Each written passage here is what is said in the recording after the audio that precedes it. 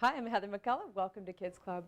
Michelle, parents, caregivers, educators, we often encounter problem behavior. A kid doesn't want to go to bed, they don't want to do their homework.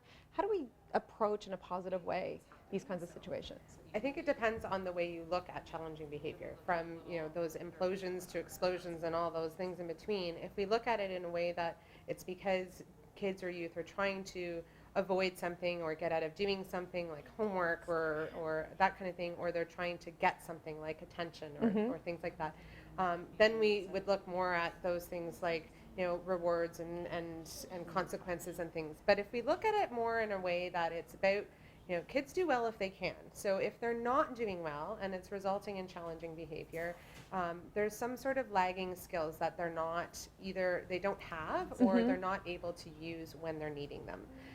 So the idea of collaborative problem solving looks at challenging behavior as things that occur when kids are lacking the skills in order to handle certain situations. So how do we discover what those lacking skills are? There's different approaches and different assessments that they can use. One of the things that you can use is what they call collaborative problem solving, Plan B. So there's Plan A, which is imposing our will, do this, or else. Plan C, where we either ignore it or pretend it's not there for the time being, or at least for now.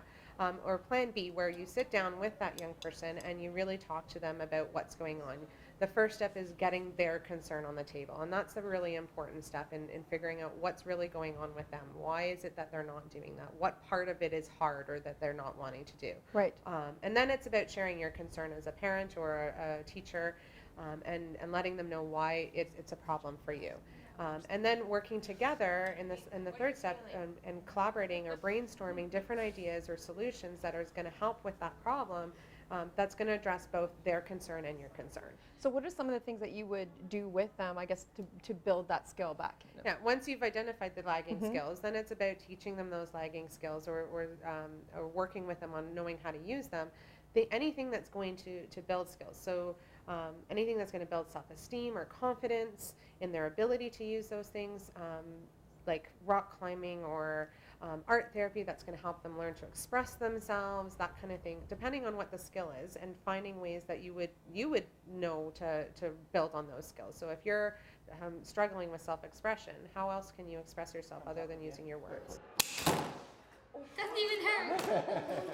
So this is a little bit more work, really, on our Yes. part, because it's a lot easier just to say go to bed or else, is. right? So we got to do a little bit more work as parents and caregivers. Yeah.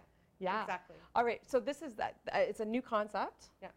How can parents find out more information? Because I'm sure we're all sitting here going, well, this is really cool. I want to try this out.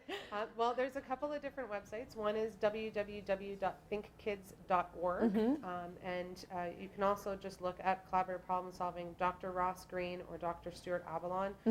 They're big people involved with the collaborative problem solving and the whole movement and approach becoming part of our area. So Google that. Yes. Plan B. Plan B. And it's called collaborative Problem solving. All right. Going to have to go home and research that. Need some of these skills for my own parenting. Thank you so much, Michelle. I'm Heather McCullough. This has been the Kids Club. We'll see you again next time.